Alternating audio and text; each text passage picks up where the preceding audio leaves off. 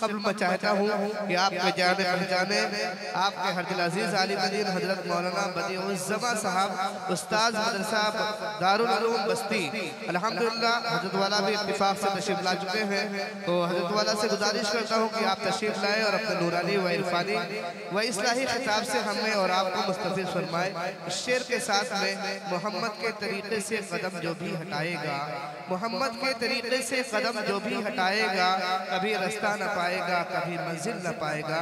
इस शेर के साथ में आलिम नौजवान हजरत मौलाना बदिउज़्ज़मा साहब उस्ताद मदरसा दारुल उलूम बस्ती। अस्सलामु अलैकुम व रहमतुल्लाहि व बरकातुहू।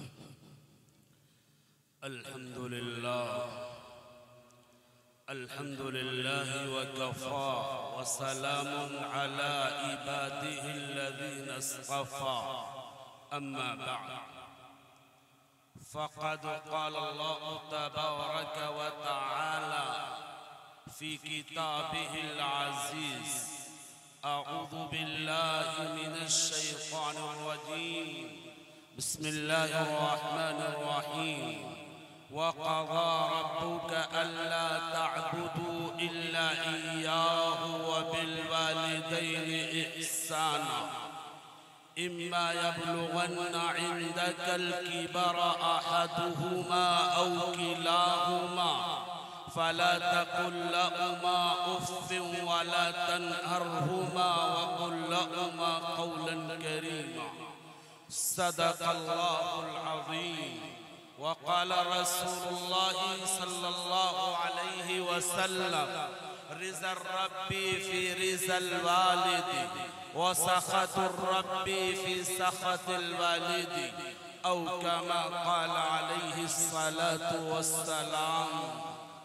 स्टेज पर जलवा अफरोज उलमाए कराम और मुअज़्ज़ज़ मेहमानाने इकराम और इस जलसे की सआदत हासिल करने वाली ख़वातीन इस्लाम, हाज़रीन गिरामी, हमारा नाम आपने इश्तिहार में नहीं देखा होगा, लेकिन बड़ों का हुक्म और ख़ासकर हमारे हज़रत मौलाना इलियास साहब मुहतमिम मदरसा मज़हरुल उलूम नानपारा का हुक्म हुआ। पहली मुलाकात में उन्होंने मुझसे कहा कि 10 से 15 मिनट आपको कुछ कहना। मैंने कहा ठीक इंशाअल्लाह। मैंने जो आयत करीमा आपकी खिदमत में पेश की है, इस लफ्ज़ को आप कुरान करीम में कई जगहों पर पाएंगे। वबिल वालिदैनि इहसाना। वालिदैन में माँ और बाप दोनों आते हैं। आप जरा तसव्वुर कीजिए, जब आपके यहाँ किसी बच्चे की पैदाइश होती है, बच्चा पैदा होते ही माँ बाप के आंखों का तारा बन जाता है। अगर बच्चे को जरा सी तकलीफ हो जाती है, पैदाइश से लेकर के माँ बाप अपनी जिंदगी तक, अपनी जिंदगी के आखिरी लम्हे और आखिरी सेकंड तक अपने बच्चे के खातिर कितनी कुर्बानियां और कितनी मेहनतें और कितनी मशक्क़तों का सामना करते हैं। आप तो तसव्वुर कर सकते हैं, करीब करीब सारे लोग साहिबे औलाद हैं और सब उससे पहले अपने माँ बाप के औलाद बनते चले आए हैं। खुदा का ये कायनात का निज़ाम रहा है कि अगर कोई बेटा है तो वो बाप का बेटा है, अगर कोई बाप है तो उसका कोई ना कोई बेटा है।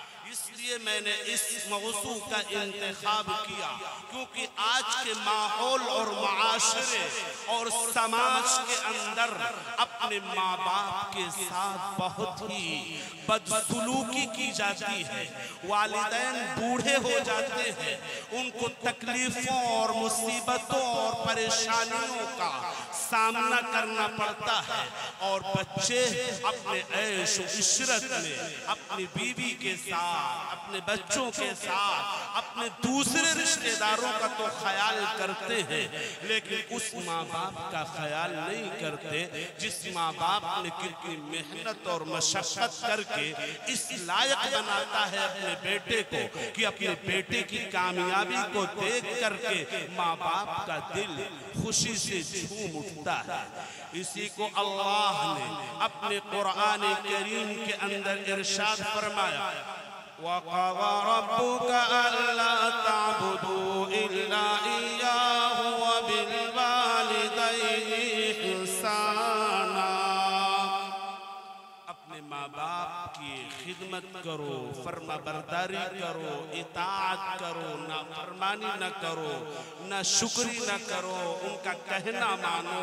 तुम जब तक जिंदा रहोगे और जब तक तुम्हारे माँ बाप जिंदा रहेंगे, याद रखिएगा कभी माँ बाप अपने बच्चों की तकलीफ और मसाइब को बर्दाश्त नहीं कर सकते हैं। बच्चे की पैदाइश हुई, बच्चे के लिए खिलौने का इंतजाम, खाने पीने का इंतजाम, दूध का इंतजाम, इसी तरीके से थोड़ा सा और बड़ा हुआ तो साइकिल का इंतजाम, मांटेसरी का इंतजाम, स्कूली निजाम, मदरसे का निजाम, तालीम का निजाम, तरबियत का निजाम, और इस लायक पहुंचा तो माँ बाप की ये ख्वाहिश हुई कि अपने बेटे की बेहतरीन खानदान में शानदार लड़की से, अच्छी तरबियत याफ्ता लड़की से, तालीम और तरबियत याफ्ता लड़की से इसका निकाह किया जाए, इसकी शादी की जाए।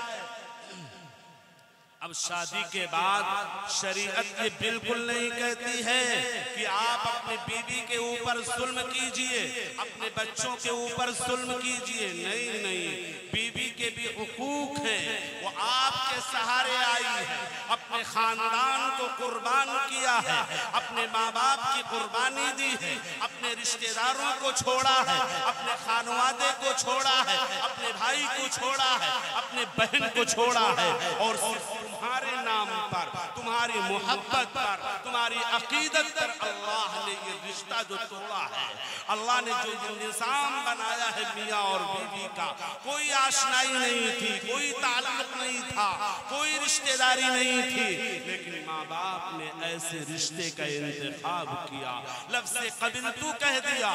आज उसके ऊपर तमाम जिम्मेदारियां आयद हो चुकी हैं। इसलिए अपने माँ बाप का ख्याल कीजिए, अपने माँ बाप के साथ हुस्ने सुलूक से पेश आइए। फिर अल्लाह क्या फरमाता है, इम्मा यबलुगन्ना इंदकल किबरा अहदुहुमा औ किलाहुमा फला तकुल लहुमा उफ्फिन वला तनहरहुमा वकुल लहुमा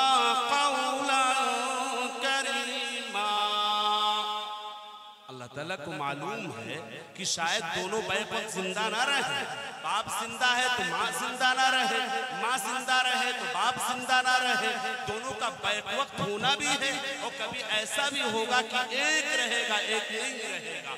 इसी को कुरान ने इस आयत से जोड़ा है, इम्मा यबलुगन्ना इंदकल किबरा अहदुहुमा, तुम्हारे वालिदैन में से दोनों या एक बुढ़ापे की उम्र को पहुंच जाए, तो क्या कह रहा है कुरान, उफ्फिल लकुमा, तुम उन दोनों को कभी उफ न कहना, कभी डांटने की बात छोड़िए, छिड़कने की बात छोड़िए, तेज आवाज को बोलने की आवाज छोड़िए। सबसे पहले कुरान क्या कह रहा है, उफ्फिल लकुमा वला तनहरहुमा, तुम उन दोनों के साथ हमेशा नर्म गुफ्तगू से बात करना, नर्म लहजे से बात करना। क्यों? याद होना चाहिए, ये बाल हमारे काले ही नहीं रहेंगे, ये बाल हमारे काले नहीं रहेंगे, हमारे ऊपर भी बुढ़ापा आएगा, हमारे ऊपर भी ये जवानी खत्म कर दी जाएगी, हमारे भी दांत झड़ जाएंगे, हमारी भी बीनाई कमजोर हो जाएगी, हमारी भी कुव्वत समाअत कमजोर हो जाएगी, हमारी भी जुबान लड़खड़ाएगी। हम एक बात को हम भी 10 बार में कहेंगे। इसीलिए कुरान ने कई जगहों पर अपने वालिदैन के साथ हुस्न सुलूक का जुमला फरमाया है कि हमेशा कितने भी बड़े अल्लाह के वली हो जाओ, कितने भी बड़े ऊंचे ओहदे पर पहुंच जाओ, जितने भी वो ऊंचे मकाम पर पहुंच जाओ, लेकिन उस माँ बाप का हमेशा ख्याल रखना जिस माँ बाप ने आपको इस मकाम पर पहुंचाने के लिए हत्तल इम्कान कोशिश की है। आका अलैहिस्सलातु वस्सलाम ने फरमाया रिज़ल रब्बी फी रिज़ल वालिदी व सख़तुर रब्बी फी सख़तिल वालिदी। वालिदैन की रज़ामंदी में अल्लाह की रज़ामंदी है और वालिदैन की नाराज़गी में अल्लाह की नाराज़गी है। और जरा वालिदैन भी सुने, क्योंकि ये कब्रस्ताने वालिदैन से सबसे भरती जा रही हैं। वालिदैन को भी चाहिए उस औलाद के लिए उतनी ही जायज कोशिश की जाए, नाजायज कोशिश न की जाए, बेईमानी न की जाए, धोखा न किया जाए, फराड न किया जाए और नाजायज जमीनों पर कब्जे न किए जाए। दीवालों के खातिर, नालियों के खातिर, सड़क के खातिर, मैदान के खातिर, जमीन के दरमियान जो मुड़ेर होती है, मेड़ होती है, उसके खातिर लड़ाई और गुत्था न किया जाए। जिस औलाद के खातिर आप ये कर रहे हैं, कल आपकी कब्र पर झांक करके देखेगा भी नहीं कि मेरे बाप की कब्र पर मिट्टी है या नहीं, मेरे बाप की कब्र पर घास उगाई है तो उसे साफ किया जाए या नहीं। कभी फातिहा पढ़ने के लिए भी आपके लिए वो हाथ नहीं उठाएगा। इसलिए हमेशा अपने बच्चों को जायज खाना खिलाया जाए, जायज चीजें की जाए, हराम कामों में ना खुद लगे, वरना जब तक वो काम होता रहेगा वालिदैन के हक में बजाय सवाब के अदाब मुस्तरद किया जाएगा। इसलिए अपनी जिंदगी के अंदर रहती दुनिया तक ये निज़ाम बनाया जाए कि अपने औलाद के खातिर हमेशा हलाल कमाई का पैसा, हलाल रोज़ी खुद खाए और अपने बच्चों को खिलाए। अगर हराम रोज़ी खाता है और मर जाता है तो एक मोटी सी मिसाल मैंने आपको दी है कि आपकी कब्र पे कभी झांक करके देखता भी नहीं है वो बेटा जिस बेटे के खातिर आपने लाठियां चलाई, डंडे चलाए, गालियां खाई, थाने लगे, जेलों के अंदर गए, लेकिन वो औलाद आपके मरने के बाद आपको भूल जाती है। इसलिए अपने आमाल खुद संवारिए, अपने आमाल को बनाने की कोशिश कीजिए। अपने आमाल अगर आपके दुरुस्त होंगे तो यकीनी तौर से आप जन्नत के हकदार होंगे। कोई किसी को एक सुबहान अल्लाह नहीं कहता है, कोई किसी के लिए दुआ नहीं करता है। इसलिए रहती दुनिया तक जब तक अल्लाह ने हमें और आपको जिंदगी अता फरमाया है, मौत के आने से पहले हमने अपनी जिंदगी को संवार करके रखना है, बुराइयों से बचे। और सबसे बुराई की चीज जो आज हमारे और माशरे में, समाज में आ चुकी है, शराब का नशा कभी कभी होता है, जुए का नशा कभी कभी होता है और तमाम बुराइयों के अड्डे वक्तन हुआ करते हैं। लेकिन जो मोबाइल का नशा आया है, याद रखिए मोबाइल का नशा 24 घंटे लगा हुआ है। हर पढ़ा लिखा, हर जाहिल, हर अनपढ़, हर मालदार, हर गरीब, हर तंदुरुस्त, हर बीमार मोबाइल जैसे मस्त चीजों से लगा हुआ है। कितनी बड़ी बुराई का अड्डा है। अगर आपने उस मोबाइल को नेकी से रखा है तो याद रखिए आपके आमाल में सवाब लिखे जाएंगे। अगर आपने उस मोबाइल को इस वजह से बाहर रख रखा है कि अपने अजीज व अकारिब, अपने रिश्तेदार, अपने वालिदैन, अपने खानदान वालों से इससे खैर करते रहेंगे, और अगर इस नीयत से रखा है कि इसके जरिए से मैं अलार्म लगा करके मस्जिद की अजान सुन करके नमाज के लिए जाऊंगा, तो ये आपकी मोबाइल भी कारामद और कारे सवाब है। और अगर इसके बरखिलाफ रखा है, नंगी तस्वीरें देखते हैं, पिक्चर देखते हैं, गाना सुनते हैं, फहाशी की चीजें देखते हैं, तो याद रखिए ये हमारे और आप सब वबाले जान। इसलिए मेरे मुहतरम बुजुर्गों और दोस्तों, यकीनन मुकर्रिरीन की फहरिस्त बहुत लंबी है, मैं तमाम जिम्मेदारान और ख़ासकर अपने मुहतरम हज़रत मौलाना इलियास साहब कासमी दामत बरकातुहुम का तहे दिल से शुक्रगुजार हूँ। उन्होंने मुझे कुछ कहने का मौका अता फरमाया। अल्लाह पाक मुझे भी और आप सभी हजरात को अमल की तौफीक अता फरमाए। हमको और आपको रहती जिंदगी तक अपने वालिदैन की खिदमत में तौफीक अता फरमाए। जिनके वालिदैन इस दुनिया से रुखसत हो चुके हो, मौला उनकी मग़फ़िरत फरमाए, उन्हें करवट करवट आराम नसीब फरमाए, उनको जन्नतुल फिरदौस अता फरमाए।